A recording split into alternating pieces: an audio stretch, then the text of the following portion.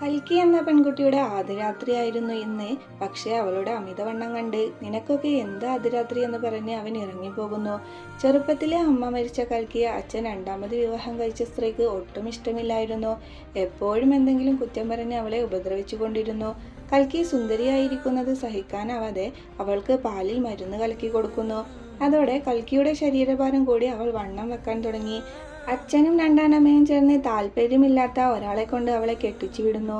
ഭർത്താവാണേൽ എപ്പോഴും അവളോട് ദേഷ്യപ്പെട്ടുകൊണ്ടിരുന്നു. ഒടുവിൽ പഠിക്കാനാണെന്ന് പറഞ്ഞ് പെട്ടിയുമെടുത്ത് അവൻ പോകുന്നു. പിറ്റേന്ന് കൽക്കിക്ക് തലകറക്കം വന്ന് ഹോസ്പിറ്റലിൽ എത്തിച്ചപ്പോഴാണ് ആ സത്യം ഡോക്ടർ പറയുന്നത്. കൽക്കി ഗർഭിണിയാണ്. ഇത് കേട്ട അച്ഛൻ അവളെ ഒരുപാട് ചീത്ത വിളിച്ചു. പക്ഷേ തനിക്കൊന്നും അറിയില്ലെന്നും ഇത് എങ്ങനെ സംഭവിച്ചതെന്ന് അറിയില്ലെന്നും കൽക്കി പറഞ്ഞു കരയുന്നു. കഴിഞ്ഞ 6 മാസത്തെ കാര്യങ്ങൾ അച്ഛൻ വീട്ടിൽ തിരക്കി.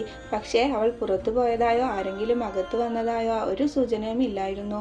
മാസങ്ങൾക്ക് ശേഷം ഭർത്താവ് പഠനം കഴിഞ്ഞ് തിരിച്ചെത്തിയപ്പോഴേക്കും അവളെ സംശയിച്ചു.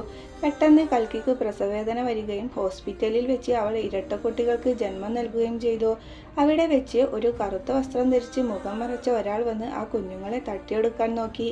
കൽക്കി ഒരു കുഞ്ഞിനെ രക്ഷിച്ചെങ്കിലും മറ്റേ കുഞ്ഞിനെ അയാൾ എടുത്തു ഓടിപ്പോകുന്നു. കയ്യിലുള്ള കുഞ്ഞിനെയെങ്കിലും രക്ഷിക്കണമെന്ന് കരുതി അവൾ ആ നാട് വിട്ടു വിദേശത്തേക്ക് പോകുന്നു.